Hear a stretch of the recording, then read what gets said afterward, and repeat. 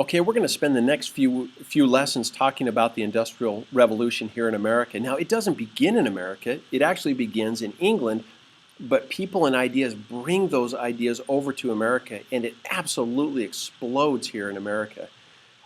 This was huge changes in our country's history. And there's a couple ways we can look at this. The way that we're going to look at the Industrial Revolution here in this class is we're going to look at the macro level and the micro level. The macro are big changes that affect society as a whole. The micro level, these are smaller changes that affect the individual. So we'll spend some time talking about the impact on individuals on the micro level. On the macro level, we'll talk about what these big changes themselves were. Now, on the micro level, some things we'll talk about are the key industrialists, the major inventions and improvements that benefited society. Of these key industrialists, we'll talk about who were these men. They became extremely wealthy during the Industrial Revolution, but what did they do and what made them different? We'll talk about people like Andrew Carnegie, Henry Ford, John Rockefeller, and Cornelius Vanderbilt, and they built tremendous fortunes. They would be, in today's money, they would be richer than Bill Gates is rich. They were tremendously wealthy, and with that, tremendously powerful. So we'll talk about these key industrialists. We're also going to talk about some major inventions. The invention of the light bulb. We'll talk about the expansion of railroads. We'll talk about telephones and how that changes society. And then, of course, the automobile, which defines American society in the coming generations. On top of that, we'll talk about improvements that benefited society as a whole. We had better transportation system, we had a more complex banking system, improvements in the way that we communicated with one another, and then of course the capture and use of natural resources. And we'll focus on coal and oil because those were huge natural resources that were used during the Industrial Revolution. Now those things will be on the macro level.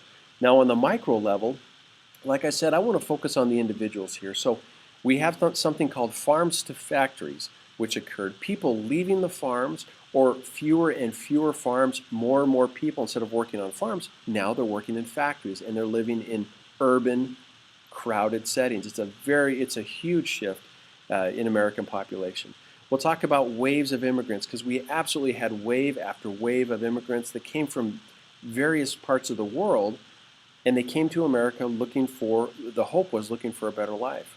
We'll also talk about what type of work that these immigrants performed when they were here. They often had the most dangerous and dirty work that was found in the Industrial Revolution, and the new immigrants did that work. And it wouldn't be correct to talk about the Industrial Revolution if we didn't talk about the exploitation of workers, because clearly this happened. The working conditions for many people were horrible. There was a lack of safety, no overtime pay, no sick pay, no vacation pay, no weekends. And then if you got hurt on the job, you would lose your job if you didn't show up the next day. So there was no workers' compensation, meaning you didn't get your hospital bills paid.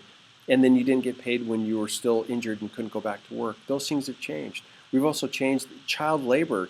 Children were considered little adults, and they often worked in very dangerous, dirty conditions. So we'll talk about that, the exploitation of workers during the Industrial Revolution. There are some great things about the Industrial Revolution, and there's honestly some embarrassing things that happened, the way that people were treated. We'll talk about those. And then we're going to finish up talking about two major ideas that clash during the Industrial Revolution: social Darwinism versus an idea called social gospel. And we'll talk about those when we get done talking about the other details. So there you go. These will be the ideas. We will be covering these in the Industrial Revolution.